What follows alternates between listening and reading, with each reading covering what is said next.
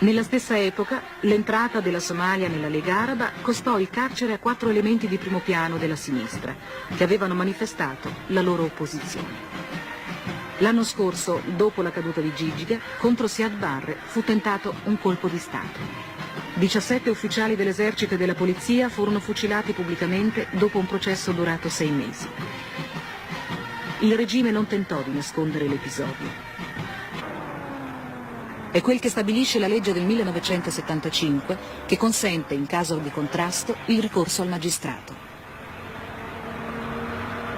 Ma il cammino della sua totale applicazione non è ancora compiuto.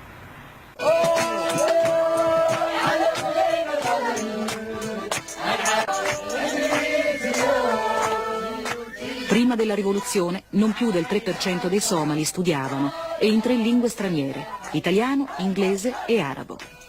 La lingua somala, assai complessa, non veniva trascritta o lo era in modo assai inadeguato. Il destino ha voluto che uno dei primi a darle articolazione scritta fosse proprio un italiano, Bruno Panza, un direttore didattico di Sora presso